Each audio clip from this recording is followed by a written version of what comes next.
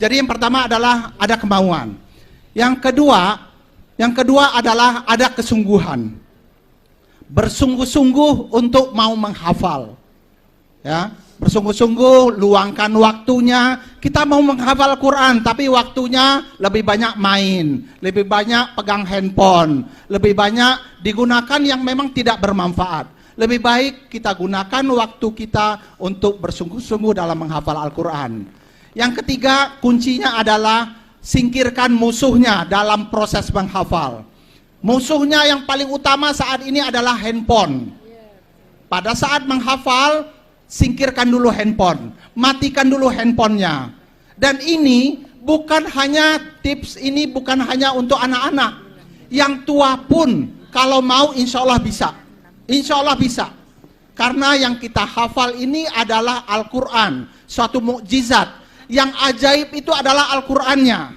Al-Quran itu pasti bisa dihafal, pasti bisa dipelajari, asal kita mau dan bersungguh-sungguh.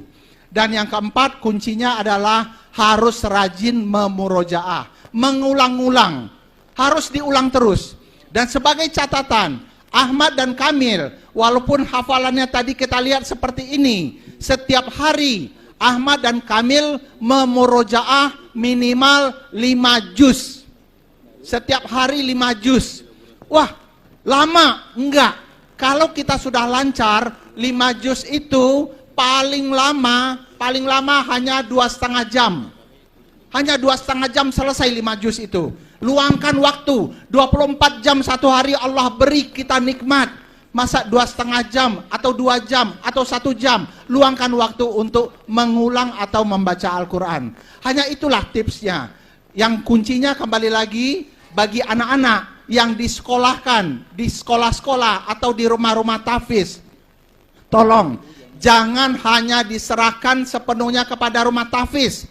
Orang tua harus membantu, mengingatkan anak, mengontrol hafalan anak.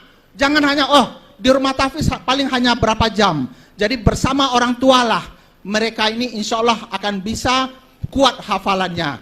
Dan percayalah bapak-bapak dan ibu-ibu bahwa anak yang hafal Al-Quran kemuliaannya melebihi dari segala-galanya, melebihi dari seorang profesor doktor, melebihi dari orang yang kaya raya. Kenapa? Karena kalau anak kita bisa hafal Al-Quran, insya Allah kedua orang tuanya pun juga akan bisa masuk surga, dipakaikan jubah kemuliaan, dipakaikan mahkota kemuliaan. Belum tentu kalau anak kita didik yang lain akan bisa membawa kita seperti itu.